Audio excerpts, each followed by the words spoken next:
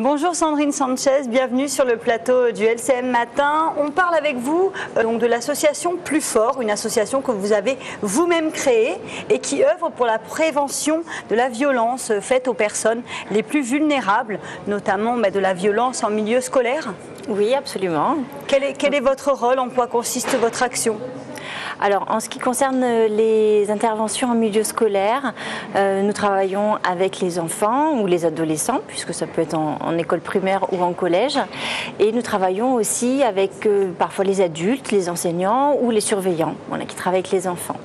Et donc l'objet, c'est vraiment d'apprendre aux enfants à faire face à des situations de violence verbale ou physique, et de leur apprendre à avoir confiance en eux pour faire face à des situations un petit peu difficiles parfois. Alors on le voit, les chiffres sont en hausse, plus de 50 000 violences chaque année dans les établissements scolaires. Vous-même, est-ce que vous avez constaté une augmentation de cette violence au sein des établissements scolaires ? Alors nous, on n'a pas forcément constaté cette augmentation puisqu'on essaie d'intervenir en prévention. Donc avant que ça n'arrive, évidemment la violence, elle est partout. Donc, et ça elle passe est par aussi quoi dans alors, l'école. Sandrine Sanchez, la prévention? Alors la prévention, ça passe par...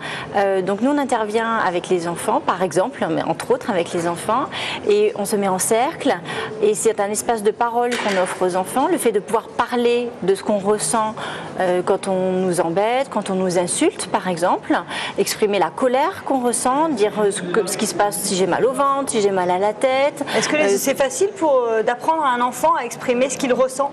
Oui, parce qu'ils disent physiquement aussi ce qui se passe dans leur corps. Donc pour eux, c'est assez naturel d'en parler. Et donc on parle de cette colère. Donc c'est normal d'être en colère, mais qu'est-ce qu'on en fait? On peut tout faire avec cette colère. Évidemment, on ne peut pas faire tout ce qu'on veut. Et on explique donc les règles du jeu, les conséquences qu'il va y avoir si on s'énerve contre quelqu'un, si on le tape. Et donc on apprend un petit peu à canaliser tout ça. Donc les deux axes sont les cercles de parole où on parle de soi, chacun parle de lui. Ce qui nous intéresse, c'est que chacun parle de soi. Et ensuite, on essaye de trouver des solutions concrètes pour les aider dans leur quotidien à faire face à ces situations. Voilà, donc par jeu de rôle, et où là c'est assez ludique. Donc on se met debout, on joue la scène où on pourrait être insulté. Donc là, la violence verbale et physique, c'est différent. Est-ce que vous apprenez aux enfants à se défendre différemment selon qu'il s'agisse de violence verbale ou de violence physique? Alors, en général, de toute manière, les violences physiques commencent souvent par des violences verbales et ça dégénère et donc on commence à se pousser et à se taper. Donc le mieux, c'est de traiter en prévention toujours d'abord les violences verbales. Donc qu'est-ce que je fais si quelqu'un m'insulte ou me cherche, puisqu'ils disent ça, on me cherche. Et parfois, c'est même pas avec les mots, c'est déjà avec le regard. Quelqu'un qui me regarde, mais il m'a regardé bizarrement, alors du coup ça m'énerve, j'aime pas quand il me regarde comme ça.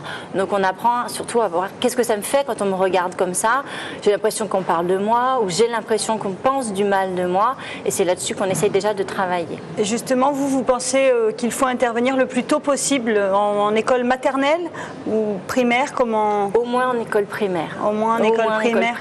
Oui. Et est-ce qu'on apprend différemment à se défendre à un enfant qu'à un adolescent? Pas tellement. Je pense qu'eux ont d'autres façons de parler et de s'exprimer. Donc eux vont avoir des besoins un petit peu différents. Mais dans les outils que nous on utilise, c'est toujours les mêmes bases. Et on reparle toujours de la confiance en soi et aussi de l'attitude physique. Montrer que... En fait, ça se voit quand on a confiance en nous, puisqu'on se tient droit, on regarde quelqu'un dans les yeux, on lui parle calmement. Et donc, on apprend aussi toutes ces attitudes physiques qui sont les mêmes pour les enfants et pour les adolescents. Voilà, donc là, c'est les mêmes bases. Et en tant que parent, comment on apprend à ses enfants à se protéger des dangers qui règnent à l'école? Alors, pour les parents, ce qui est sûr, c'est que le mieux, c'est d'essayer d'être le plus proche possible des enfants pour savoir s'ils ont passé une bonne journée et si ils sont contents de ce qui s'est passé. En général, nos enfants, on voit quand ils ont eu un problème dans la journée, donc on arrive à un petit peu voir ce qui n'a pas été. Le mieux pour avoir des informations sur la journée des enfants, c'est déjà de leur parler à nos enfants de notre journée. Si on leur dit bon alors t'as passé une bonne journée aujourd'hui, en général ils disent ouais c'est vrai. En général on n'a pas trop d'informations.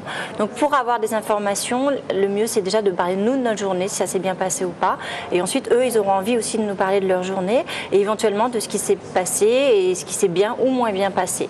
Et dans ce cas-là, on peut toujours essayer de voir avec eux comment on peut les aider s'ils ont envie qu'on les aide. Parce que parfois ils n'ont pas envie, ils ont juste envie de parler avec nous et donc d'être présents, c'est sûrement ce qui est le plus important. Et la méthode du Kid Power? Alors la méthode du Kid Power, c'est une méthode donc, que moi j'ai...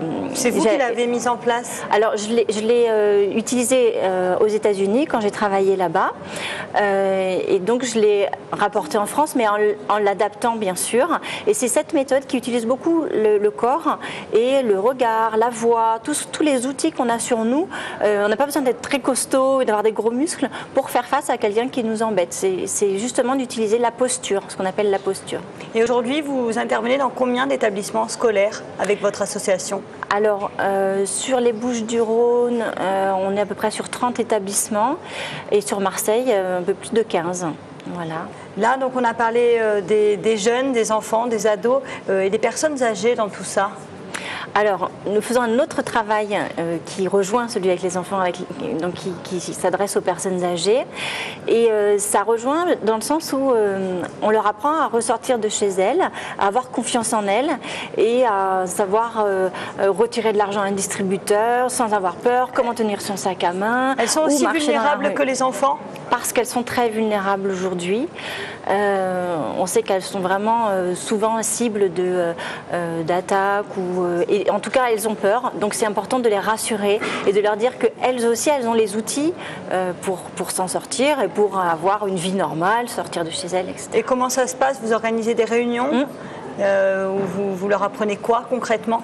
Alors on organise des réunions, donc ça c'est des réunions aussi très concrètes où on montre comment tenir son sac, l'idéal étant de ne pas avoir de sac à main, donc on explique comment on peut faire pour ne pas avoir de sac à main, comment retirer de l'argent à un distributeur, où marcher dans la rue, si mon téléphone sonne, qu'est-ce que je fais s'il sonne dans la rue, voilà, des notions très pratiques qu'on fait ensemble en plus concrètement. Merci en tout cas d'être venu sur le plateau d'LCM Matin. Donc on le rappelle, l'association Plus Fort, plus d'informations sur www.plusfort-fort.fr. Merci Sandrine Sanchez. Et quant à nous, on passe à l'agenda.